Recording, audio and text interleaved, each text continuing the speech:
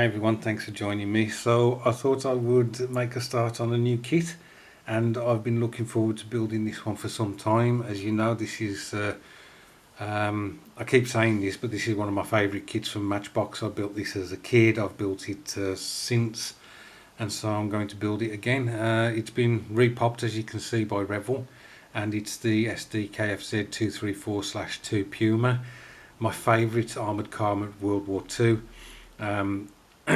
Whether it was a particularly good armoured car, I don't know, but the combination of the 5 centimetre anti-tank gun and also the mobility with the 8 wheels, I just think it's a fantastic looking vehicle. So I want to make a start on this because, as I say, I've been wanting to build it for some time.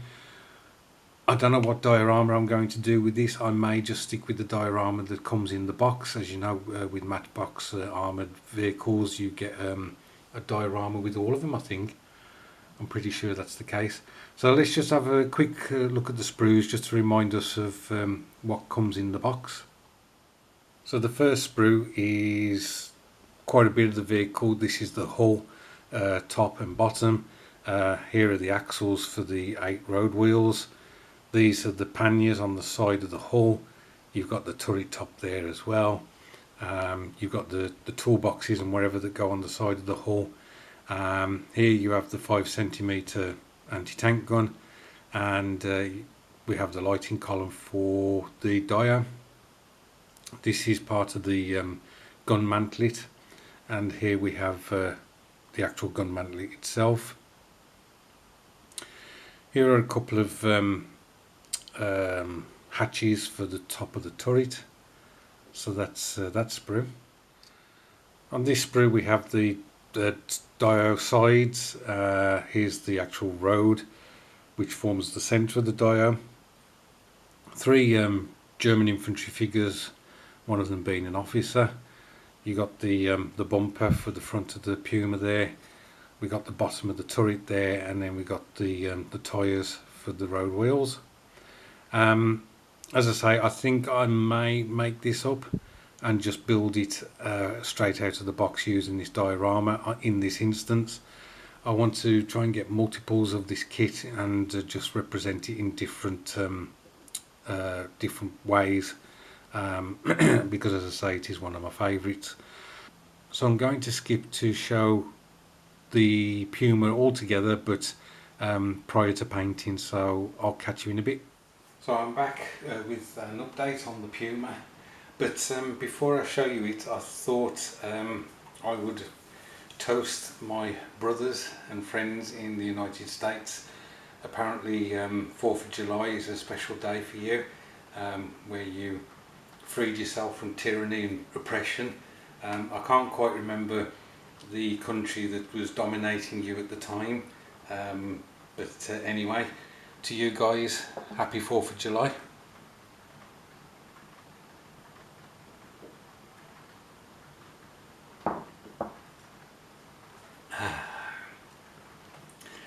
Basically, any reason to have a pint is good for me. Right, I shall show you the Puma.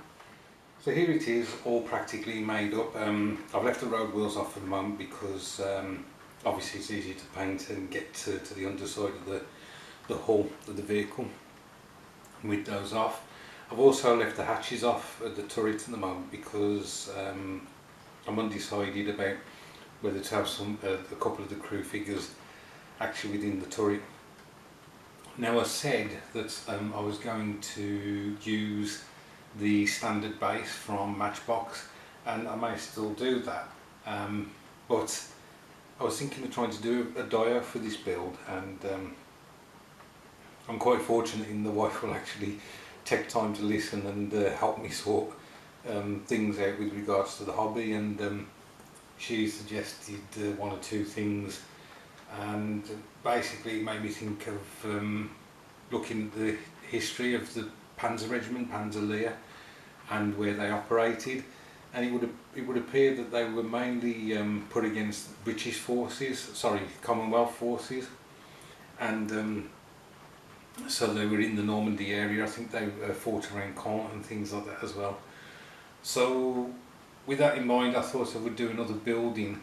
This time though, bearing in mind this is 1/76 scale, I reached for the Airfix Italian Townhouse, which is also 1/76. So I shall grab that and show you what I've done to that. So this is the Townhouse that I've shown. I did an inbox review of it a while back, and what I did was I cut it so that I could use a section of it similar to what I did to the French, was it the French cafe or French farmhouse in 1/72 scale. So I'll get the two bits together. So I hope that gives a decent impression. That's how the building would have looked. If I turn it round as well, you can see it from this side, and that's how it would look from that side, and then from this side. Yeah, what I did was I chose the area that I wanted, and then I cut that section out. So what we're left with is two separate sections. This will make should make a really nice bombed out building section, obviously once I remove the floor and this part of the roof. But I'm going to use this, and what I did was, rather than go down the road of doing all the interior again, I've boxed it off, not particularly well, I have to confess, but it's the first time that I've boxed off a building like this, and I'm just going to have this as a well, it's going to be practically intact. I've blanked off this shell hole here, and what I intend to do is get some polyfiller or something and fill that in, and just have like a complete wall. I will try and put I will blank out the back of this, but I will try and put the frame in, and the window at the top, I didn't know what to do with that, because once I'd put this this backing on, I couldn't actually get to that window to put the frame in. So what I've done is I've just done a couple of these things. What are they called now? I can't even remember what they're called. But I've just used some balsa wood to make out that's closed up there. So the dio will be something like the building there, with the Puma kind of parked like that, and I'm hoping with the base that I'll have like a side street down here. This will be the main road, and so the Puma's kind of looking down this side street.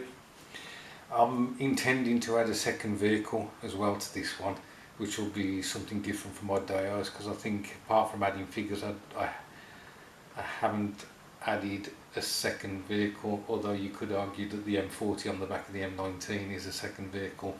But what I mean is another vehicle actually as part of the dio. So that's it, guys. I'll finish the video here now. As I say, to all my friends and brothers in the States, happy 4th of July. I hope you're all really well. Enjoy the day responsibly, and I'll catch up with you guys soon.